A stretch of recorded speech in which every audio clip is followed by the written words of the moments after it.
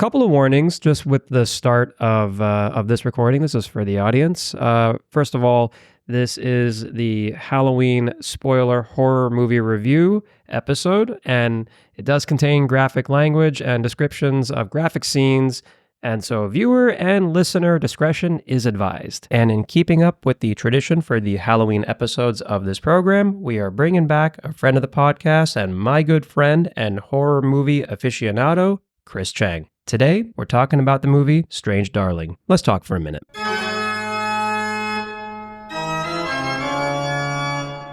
Happy Halloween!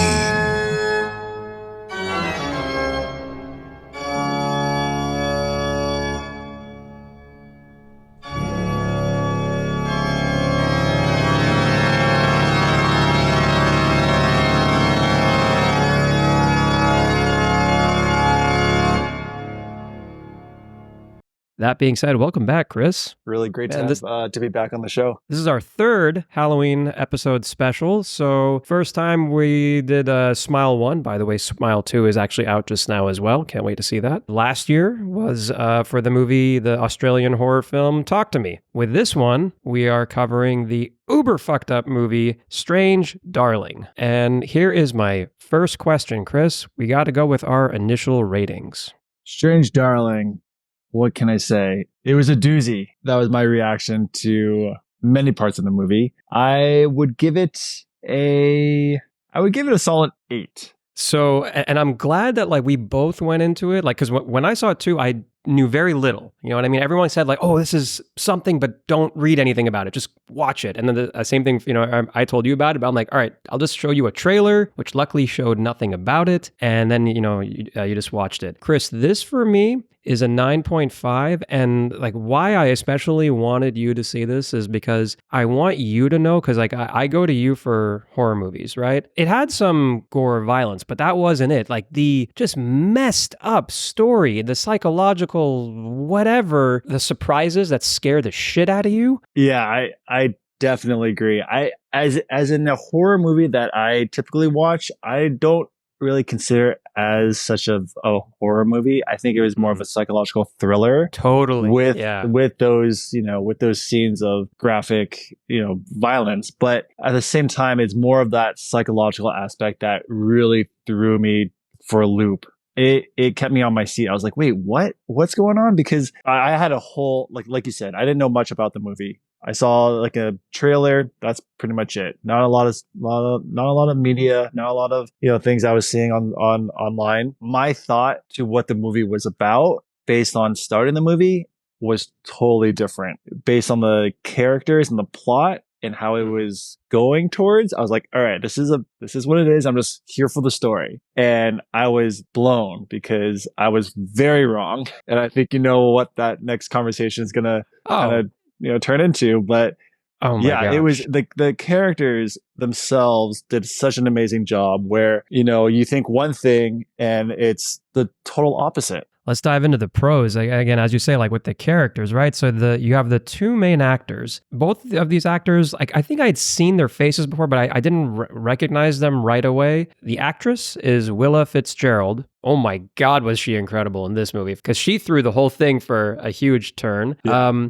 And before we come back to her, because we need to talk about her for a minute. But Kyle Gallner he plays, you know, the guy in that movie, right? Or the demon, as they call it. Like, they call her the lady and him the demon. Kyle Gallner is Chris in Smile. He's the one at the end of the movie, the boyfriend. That's the same guy. like so. Oh, is it? I didn't realize that. So this guy's doing a pretty good job of like cornering whether it's psychological thriller, horror, messed up movie market. So like, yeah, just but let's come back to Willa Fitzgerald. Oh man, Chris, she did an amazing job. It was so intense. Like so how the movie portrayed itself in the beginning is that she was the victim, right? She's running that first scene where she's running through the field. You're like, all right, she's running from something, right? So she's going to be the victim. She plays really well into it. That's kind of how this whole movie kind of evolves. It's very far from what that is. She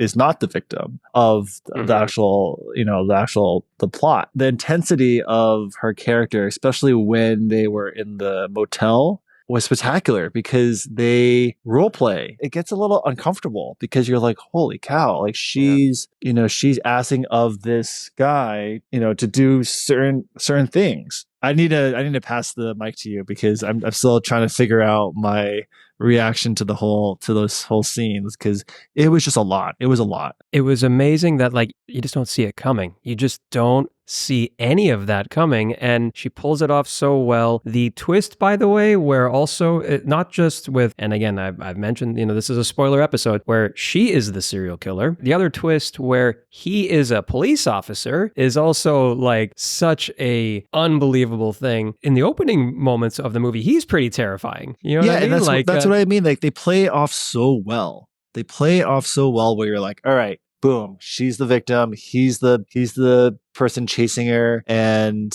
that's the story. And then to find out, like you said, like, whoa, like this is, correct me if I'm wrong, is this actually based on a true story? They said that, like, definitely to kind of garner hype.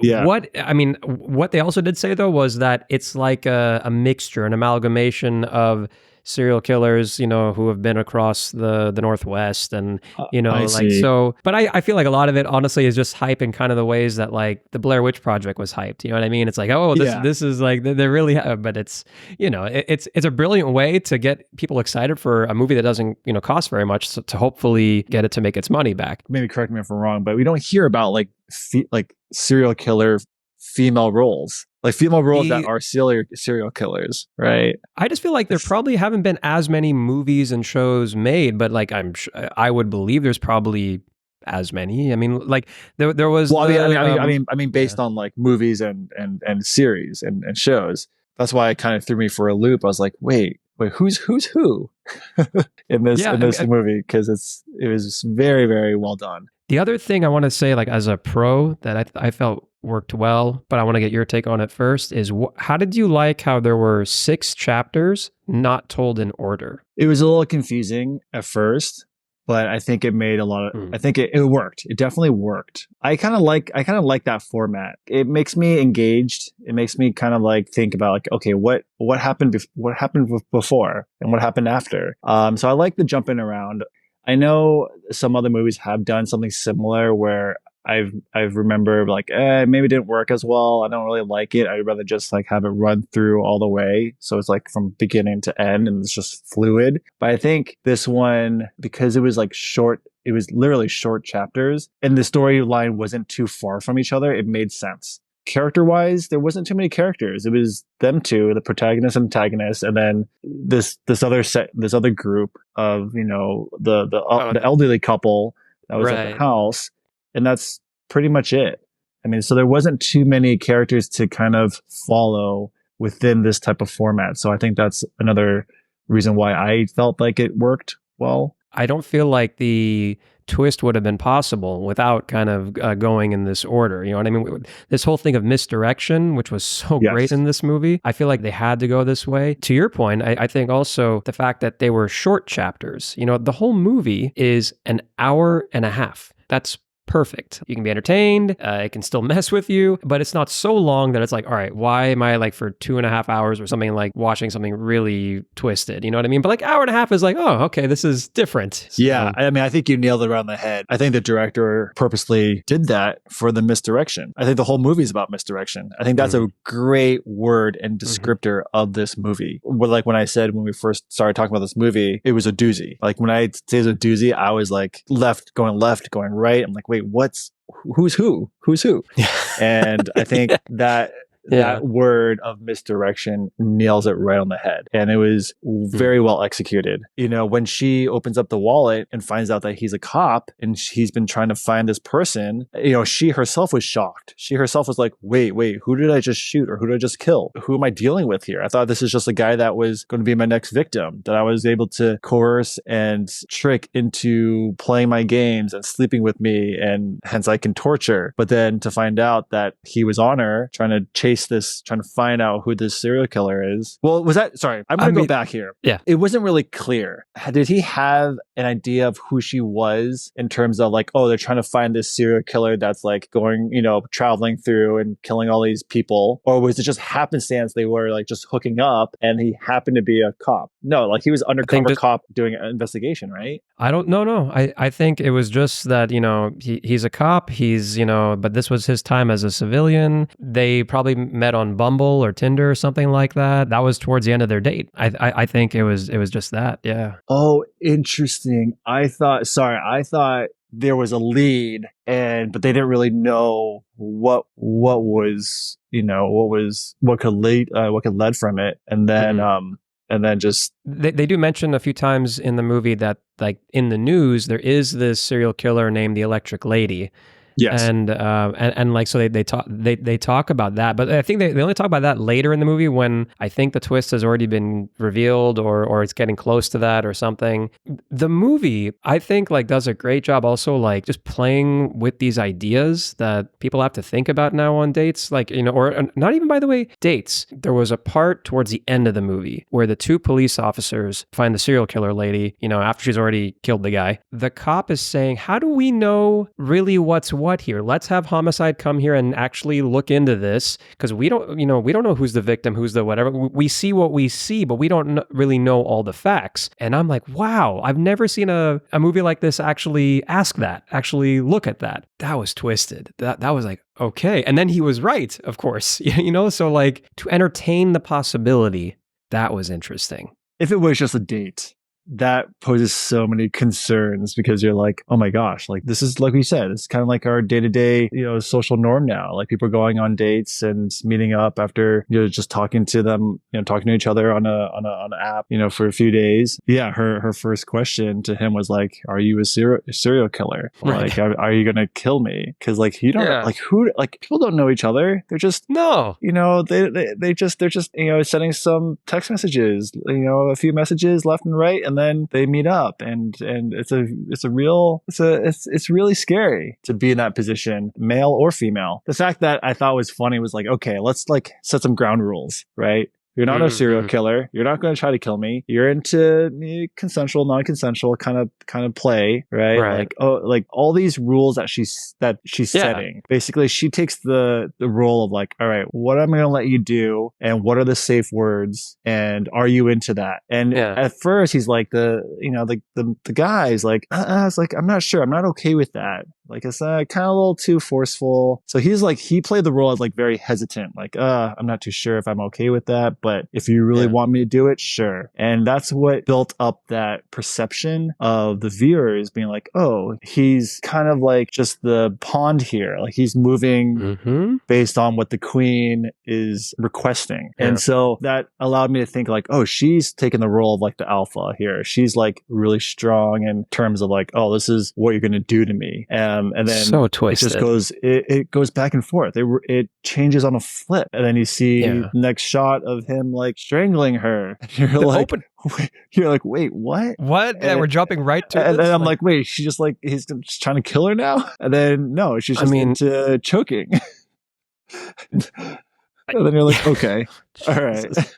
But then, you know, the guy does it so well that it looks like something could have flipped in his mind and be like, no, he's like, now he's going to try to fucking kill her, right? Just the intensity of it, of how the actors played the roles was just incredible. These two actors really deserve major props because I just don't think I can think of a movie where it's been done so well that, I mean, here's the two scenarios, right? Like as you've been saying, like that we see what we think is the victim to what is very clearly now, okay, no, not the victim. This is the aggressor, the antagonizer. And then with him, you know, also like, I think, by the way, with him, this is just equally as shocking. It's like the first few scenes, he seems terrifying, right? Like the strangling, or then like he's like chasing her with the car and like shooting at her. Yeah, the hunt. Yeah, and you would never think think by the end of the movie, it's like, not only do you understand why he's doing that, you hope he's successful. Yes. You know what I mean? That was beyond unreal. Yeah. I mean, these actors, the editing, I think, played a great role. By the way, kind of a nerd trivia note here. So there's an actor. He's not actually in front of the camera in this movie, but his name's Giovanni Ribisi. You'll recognize his face. He's been in a lot of movies, but this was the first time he was cinematographer of a movie, and he shot this movie. And I thought, wow, okay, if this is your first time as cinematographer, you have a whole new career line up in front of you, because the movie looked great. Mm-hmm. Yeah, I enjoyed the storyline. Yeah, the cinematography, I think everything was done really well. That chase scene from the beginning, quote unquote, the hunt, because once he knew, it just was like you said, I hope he's successful, right? You see this girl just go off the edge, and she's totally wreaking rampage, just stabbing people left and right. And then you're like, what is happening here? And she's trying to cover up her tracks, or she's trying to escape, or she's trying to play this possum. Like you said, when the cops arrive and everybody around her is dead and she's the only survivor. I thought that was an amazing scene, because to your point, the two cops arrive on scene, one female, one male, and they see this poor victim playing possum, this serial killer female who's injured, and pulled down her panties to make it look like there was a sexual assault. And so naturally, the female cop was like, let's get this person safe, because it looks to the eye that she is the victim. I thought it was amazing where the other officer was like, whoa, hold on. Like, there's so many bodies here. Whoa, like, what's happening? Who shot who? Who stabbed who? Like, let's hang tight. Let's hang tight. Let's get forensics. Let's get investigation out here before we, uncuff her from the refrigerator or wherever she was cuffed to. This is insane. And to their point, it didn't work well. They end up, releasing her and trying to save her, take her to the hospital or whatever. And she ends up shooting them. Right. Well, and the thing is like the way he played it, the cop who was like just saying, let's just, have again the detectives come here first. Yeah. I feel like that's not a play of like, I'm assuming she's guilty. It's like, I just don't know anything right now. Let's just figure it out. Like, I don't think he's sympathizing, with the guy or sympathizing with her. He's just like, I don't know. Like, I just don't know. And it seemed like he's the more senior cop too. It's like, I'm just thinking of our safety, period. You know what I mean? Like, yeah. And it's something that we didn't mention is that the undercover cop that was killed, he actually reached out to them prior to dying. What did he say? He's like, hey, I fucked up or something. Yeah. Hey. Yeah. He's like, hey, there's something that's like, he's like, hey, I'm in trouble. Like, I messed up. It's like, I need you here at this location. Him reaching out to these other fellow officers also played a role in his like, wait, how did my colleague now dead die? What happened? I mean, so there's a lot of communication between like, was he a good cop, or was he murdered by the serial killer, but not knowing that it was a serial killer? What really happened? And I think that's what, coming back to the point of the senior officer being like, just showing up on a scene and being like, holy shit, what do we got going on here? It definitely, for the cop, for the main character, it doesn't look good for him. Definitely, because first of all, like, that girl's not found in great shape, and the fact that were they to actually have enough time to check, he would have drugs in his system. Those two things combined, I mean, he did that so that I guess he could snap out of whatever she gave him, the ketamine. Then he decides to like counteract it later once he's like has enough energy. He does the cocaine, and then there's like, all right, now I can actually go after her. I mean, it's a great. People, folks, if you're listening, if you can't tell by now, this is a crazy movie. It is a really one-of-a-kind movie. You know what? That's so funny. That scene when they're like in the car, kind of like agreeing to like what they're gonna do, and what's like, hey, the barriers. What's the extreme where we have to have a safe word? I just imagine if I was the guy, I'm like, oh man, this is going to be a fun night. This is going to be wild. And then she breaks out like the drugs and the alcohol. It's like, oh, it's going to be a different level of fun. Like, this is going to be amazing. And then next thing you're like snowed because she gave you ketamine. Ketamine. You have no idea what's going on. And then you're like, oh shit, this is like my worst nightmare.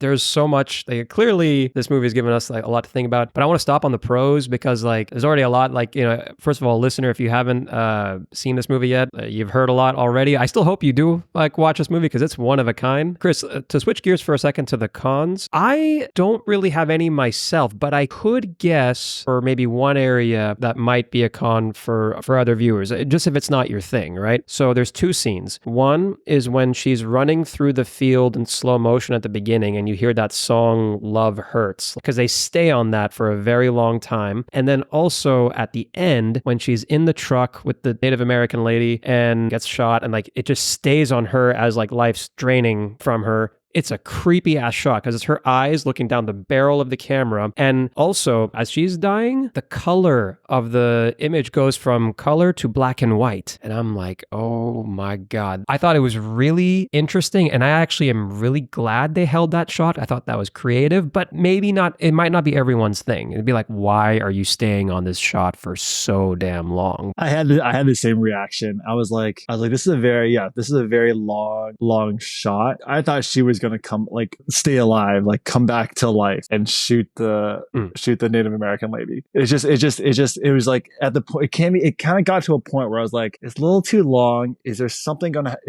happen? That's another twist. I can carry the movie on to the next movie. I think it played it well. Yeah, it was too long that's the finale. That is the end. That is the finale of this quote unquote serial killer. The cinematography was amazing. It fades out to black and white, but I didn't really particularly like it because it was a little too long. I was hoping that something would happen in terms of like another twist. But I mean, those are all the horror story. Those are all the horror movies that I watch where it's like, oh, and wait for the next movie and the saga continues. So I think this way of throwing the movie really just ends well with the entirety of the story. It just goes to show you this character and this whole story in a short amount of time could terrorize you so much. After it was held for long enough, you know, I'm like, okay, this is definitely a long shot that's being held on. Why it was effective to me was this character did so much in such little time, and like it's hard to believe, and now for her it's over. I'm just sitting there, I'm like, okay, yeah, I get she's probably gone, but I'm still processing that. You know what I mean? And just, yeah, Willa Fitzgerald was so good in this, and just keeping that look, just staying that creepy ass way for that whole shot was just absolutely incredible. I'm a little sad that this movie didn't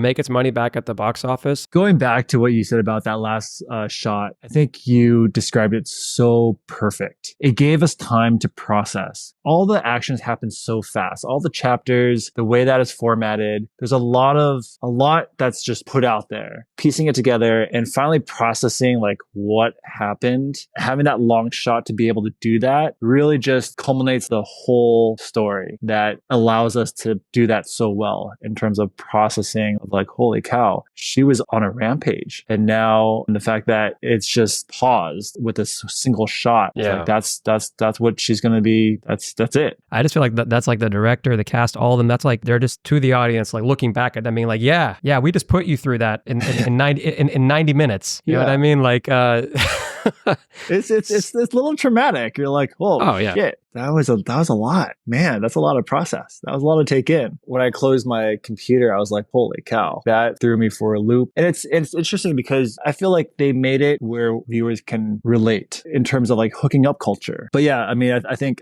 overall the movie, I thoroughly enjoyed it. I really am thankful that you had recommended it for our Halloween podcast. Do you stand by your rating? Yeah, I think I stand by my rating. I think I stand by a hard 8. I do enjoy psychological thriller movies, and I would like to say that it's more of a psychological thriller in my opinion, more so than a horror. But I thoroughly did enjoy this movie. I don't know, maybe I have to watch it again because I would like to watch it again. You know, I bought a copy. Oh, you did? Oh, I nice. did. Nice. Like well, first of all, you shouldn't take that as me knowing that I'm going to love a movie. That's just me being impatient because the purchase option came out before the rental option, and Chris, you know, he knows that like I do this sometimes. Impulsively just buy a movie and I can end up hating it. Tenet. Yeah, luckily this worked out, and I'm glad I have a copy. Yeah, I think that's a well-deserved purchase. It'd be interesting to see the movie with other people to get their perspective on it. Totally. Just to kind of see their reactions of being like, oh my God, no way. That's what she really is doing.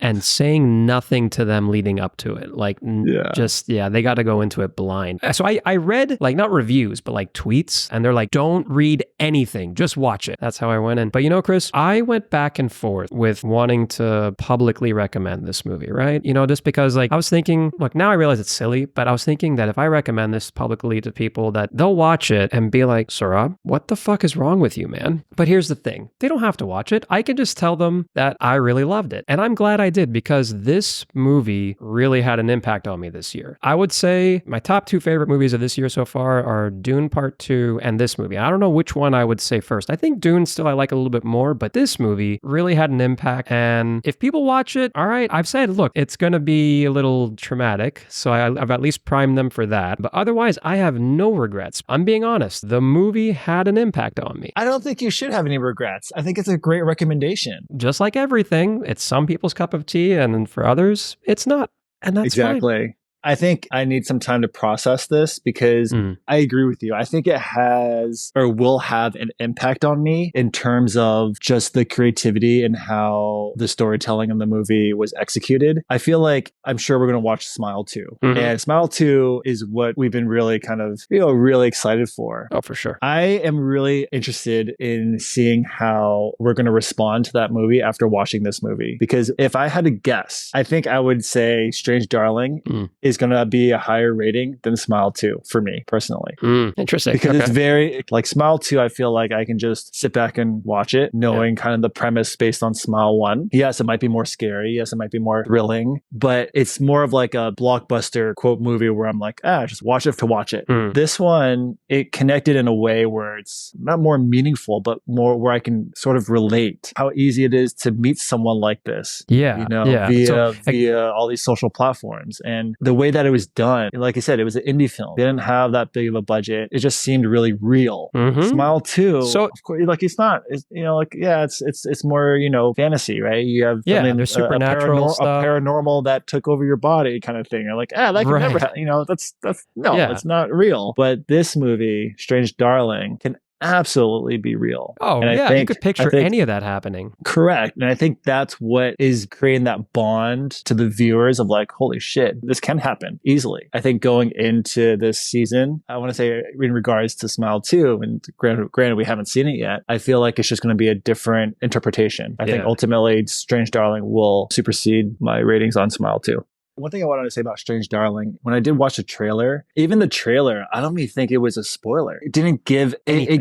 It didn't give anything. The whole point of it was like a misdirection, right? Because the trailer, you see it and you're like, okay, all right, protagonist, antagonist, you see the victim, like it's going to be a fight for her life, because that's kind of what you see. And then you start the movie. And soon enough, that isn't the case of what was shown in the trailer. And your whole perception of the movie is changed. And I think that was really, really cool. It was, I want to say it was captivating. It was captivating. Yeah. I can't say that for a lot of movies, but this movie kept me captivated, maybe because of the format, and I needed to pay attention because it was jumping through the chapters. But like I said earlier, it was really easy to do so because they were short chapters. It was a total of 5 or 6 chapters? 6 chapters. But 6 chapters. It did a really good job at keeping me on my toes and captivating me throughout the whole movie. Also, misdirection sometimes can be annoying in movies when they don't do it well. It can just feel like a gimmick. But this movie is up there, I would say, as one of the better or best misdirection movies. So at the very least, I would highly recommend all of you listening and watching to check this movie out. Chris, I'm really glad that you checked it out. No, this is a great recommendation. And to the viewers and listeners, I back up Saurabh in saying, check this movie out. Please, it's a great movie. You're gonna walk out being like, "Wow, this was amazing." Chris, I really appreciate you coming back for this Halloween episode, and looking forward to definitely doing more of these, including, of course, next year for Halloween. But I'm sure we're gonna have some more scary ones in between. And